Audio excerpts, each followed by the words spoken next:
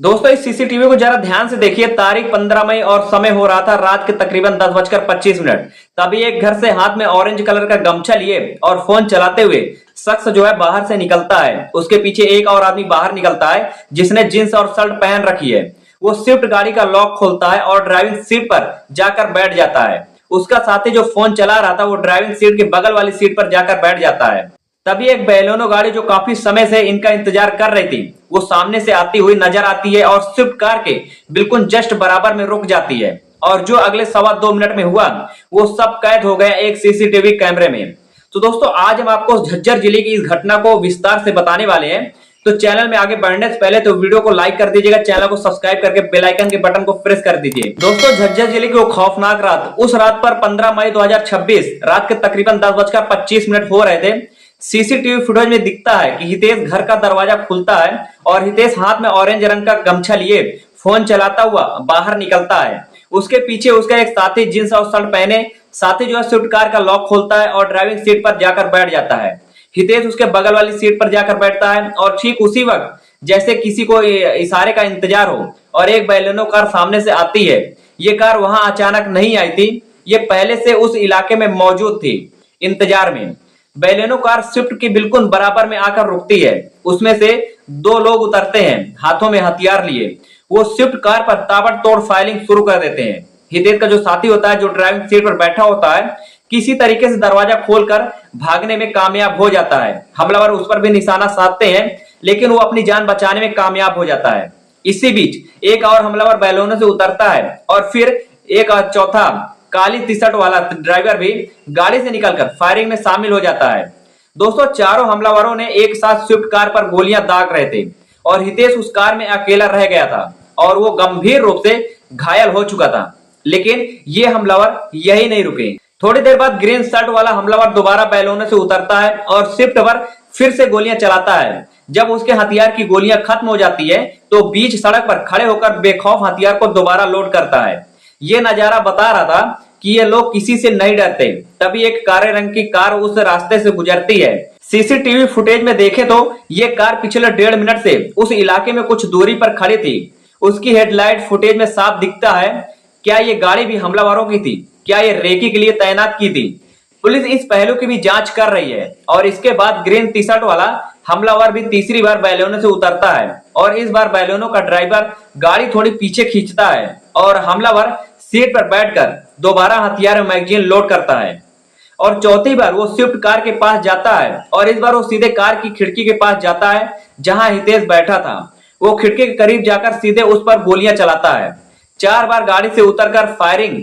ये बता रहा था कि इनका एक ही मकसद था, हितेश को कोई मौका नहीं देना।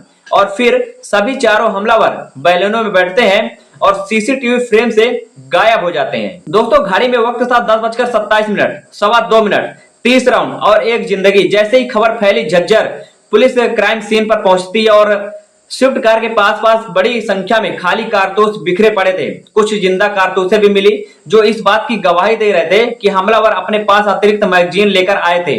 हितेश को अस्पताल भेजा गया पोस्टमार्टम के लिए और जांच शुरू हुई। इस केस में कई ऐसे सवाल हैं जो जांचकर्ताओं के लिए अहम है। पहला सवाल है, रेकी की गई थी। बैलेनो कार की टाइमिंग देखिए। हितेश जैसे ही घर से बाहर निकलता है कुछ ही सेकंड में बैलेनो वहां पहुंच जाती है। इसका मतलब साफ है, किसी मुखबिर ने हमलावरों को पहले से सूचना दी थी। हितेश अभी निकलने वाला है। ये एक परफेक्ट टाइमिंग थी जो बिना अंदरूनी जानकारी के संभव नहीं। जो दूसरा सवाल है, काली कार, वो काली कार जो सीसीटीवी में 1.5 मिनट से दूरी खड़ी दिखती है और फिर ठीक घटना के दौरान वहां से गुजरती है, क्या वो भी इस ऑपरेशन का हिस्सा थी? क्या वो रेकी के लिए तैनात थी? यह सिर्फ एक इत्तेफाक नहीं है, पुलिस इस पहलू की भी जांच कर रही है। दोस्तों जो तीसरा सवाल है वो है, हथियार कहां से आए थे? 4 हमलावर, सबके हाथ में हथियार, अतिरिक्त मैगजीन, 30 से ज्यादा राउंड। ये सामान किसी आम शख्स के पास नहीं होता, ये सीधे तौर पर किसी संगठित नेटवर्क से जुड़ा हुआ है। और चौथा सवाल है, गांव चुप क्यों रहा? 30 गोलियों की आवाज और गांव में कोई बाहर नहीं निकला। यहां तक कि हितेश के अपने घर से जो बिल्कुल पास था कोई बाहर नहीं निकलता। क्या घर में कोई था, है ही नहीं, या फिर लोग डरे हुए थे? यह सवाल अभी तक जो है जांच का हिस्सा है और हितेश के परिवार की ओर से पुलिस में शिकायत दर्ज कराई गई है। गिरधरपुर के रहने वाले प्रदीप और उसके साथी दीपेश जो कि वीरेंद्र के बेटे हैं, उनके खिलाफ अलग अलग धाराओं में एफआईआर दर्ज की गई है और पुलिस ने सीसीटीवी फुटेज को बारीकी से खंगाला है। ग्रीन टी शर्ट वाला शख्स जो 4 बार कार से उतरता है और फायरिंग करता है। जांचकर्ताओं का मानना है कि ये मुख्य आरोपी प्रदीप हो सकता है। हालांकि इसकी आधिकारिक पुष्टि अभी तक नहीं हुई है। अब आते हैं सबसे जरूरी सवाल पर। ये सिर्फ 2 गांव की लड़ाई नहीं थी, ये एक बड़े खतरनाक और विदेश से संचालित गैंग नेटवर्क का हिस्सा है। दोस्तों, घटना के कुछ घंटों बाद फेसबुक पर एक पोस्ट आती है रोहित गोदारा ग्रुप की तरफ से। उस पोस्ट में नाम लेकर कहा गया कि नवीन बक्सर, गोरीपुर, अरविंद गिल्ली, राणा, जोरा डबास, इन लोगों ने हितेश की हत्या की जिम्मेदारी ली। पोस्ट में लिखा था, हितेश ने हमारे भाई प्रदीप और उसके भाई फौजी पर हमला करवाया था और इसलिए ये कार्रवाई की गई। और आगे लिखा था, जो भी इसमें शामिल है सब तैयार रहें, नंबर सबका आएगा। इसको तो 30 गोलियां मारी हैं, बाकियों को 100 से ज्यादा मारेंगे। दोस्तों, ये खुली चेतावनी। दोस्तों, पुलिस इस पोस्ट के सामने जो है आने के बाद हाई अलर्ट हो गई है। अब समझते हैं ये रोहित गोदारा नेटवर्क कैसे काम करता है। दोस्तों, रोहित गोदारा फिलहाल विदेश में बैठकर भारत में अपने नेटवर्क के जरिए आपराधिक घटनाओं को अंजाम देता है। उसका सिंडिकेट हरियाणा, राजस्थान, दिल्ली और उससे भी आगे तक फैला हुआ है। मई 2026 में एसटीएफ गुरुग्राम ने लॉरेंस बिश्नोई और रोहित गोदारा गैंग से जुड़े 5 हमलावरों को गिरफ्तार किया था, जिनके पास 5 पिस्तौलें और 55 कारतूसें मिली थी। यानी झज्जर की ये घटना कोई अकेली घटना नहीं है, ये एक पूरे गैंग इकोसिस्टम का हिस्सा है, जहां हर शहर में, हर गांव में कहीं ना कहीं एक मोहरा तैयार है और जब ऊपर से इशारा आता है तो ये मोहरे हरकत में आ जाते हैं। दोस्तों, झज्जर केस में भी यही हुआ है। प्रदीप और हितेश की आपसी रंजिश और गैंग नेटवर्क की ताकत से जुड़ी गई है और नतीजा सामने था। एफआईआर दर्ज हुई। हितेश के परिवार की शिकायत पर प्रदीप और दीपेश सामने कई लोगों के खिलाफ अलग अलग धाराओं में मामला दर्ज किया गया।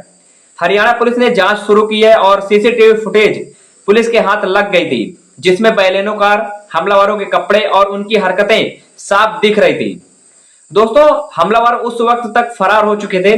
सोशल मीडिया पोस्ट ने पुलिस के लिए एक नई चुनौती खड़ी कर दी, क्योंकि नाम खुलकर लिखे गए थे, नवीन बक्सर, अरविंद गिल्ली, राणा, जोरा डबास। और इस पोस्ट ने इशारा किया कि ये पूरा नेटवर्क किस तरह सोशल मीडिया को एक हथियार की तरह इस्तेमाल करता है, न सिर्फ दावे करने के लिए बल्कि बाकी लोगों को डराने के लिए भी। और इसलिए पुलिस इस पोस्ट को बेहद गंभीरता से ले रही है और इस केस ने हरियाणा में एक बड़ी बहस छेड़ दी है। पहली बात, छोटे गांव में भी गैंग का असर होता है। झज्जर जैसा जिला जो बड़े शहरों से दूर है, वहां भी गैंग नेटवर्क की पहुंच है। जो दूसरी बात है, अवैध हथियारों की सप्लाई। 4 हमलावरों के पास इतने हथियार, इतनी मैगजीन, ये कहां से आती है?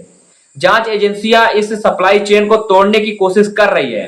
दोस्तों, मार्च 2026 में दिल्ली पुलिस ने रोहित गोदारा, जितेंद्र योगी गैंग से जुड़े एक हमलावर करमवीर उर्फ काजू को राजस्थान के कोटपुतली से गिरफ्तार किया था, जिसके पास फर्जी पासपोर्ट और जो फर्जी आधार कार्ड भी मिले थे। इससे पहले एसटीएफ ने गुरुग्राम में रोहित गोदारा गैंग के 2 हमलावरों यशपाल और नितिन को मुठभेड़ के बाद गिरफ्तार किया था। यानी पुलिस कार्रवाई हो रही है, लेकिन नेटवर्क इतना बड़ा है कि एक गिरफ्तारी के बाद दूसरा मोहरा तैयार हो जाता है। हितेश की मौत ने उसके गांव को हिला दिया है और एक परिवार उजड़ गया है। एक नौजवान जो उस रात बस अपनी साथी के साथ कहीं जाने के लिए निकला था और वापस नहीं आया। और जो सवाल बचता है वो ये है, क्या हम यह रोक सकते हैं? दोस्तों, इस पूरी कहानी में कोई परतें हैं और एक परत है 2 गांव की पुरानी दुश्मनी और एक परत है गैंग नेटवर्क की ताकत जो विदेश से भारत के छोटे छोटे गांव तक पहुंचती है। एक परत है सोशल मीडिया का वो खौफनाक इस्तेमाल, जहां हत्या की जिम्मेदारी एक फेसबुक पोस्ट से ली जाती है। और एक परत है वो सन्नाटा जो 30 गोलियों की आवाज के बाद भी उस गांव में छाया रहा। लॉरेंस बिश्नोई का जो सिंडिकेट कभी एक था, वो अब अलग अलग हिस्सों में टूट चुका है। रोहित गोदारा और गोल्डी बरार एक तरफ और लॉरेंस बिश्नोई दूसरी तरफ, और इन दोनों के बीच की दुश्मनी की कीमत आम लोग चुका रहे हैं। झज्जर का ये केस एक आईना है और इस आईने में दिखता है कि जब गैंगवार गांव तक पहुंचती है तो निशाना कोई बड़ा नेता नहीं बनता, निशाना बनता है हितेश जैसा एक नौजवान जो बस उस रात अपनी कार लेकर निकला था। अगर आप इस तरह की सच्ची और गहरी कहानियां देखना चाहते हैं तो इस चैनल को अभी सब्सक्राइब कर लें, घंटी दबाएं ताकि हर नई कहानी आप तक सबसे पहले पहुंचे। और नीचे कमेंट्स में जरूर बताएं इस केस के बारे में आपकी क्या राय है। क्या आपको लगता है कि इस तरह के गैंग नेटवर्क को पुलिस रोक पाएगी? और हम आपके हर कमेंट्स का जवाब देंगे और मिलते हैं जल्दी एक अगली कहानी में। तब तक के लिए आप अपना ध्यान रखिए, जहां भी रहिए जागरूक रहिए, सुरक्षित रहिए और सतर्क रहिए। जय हिंद।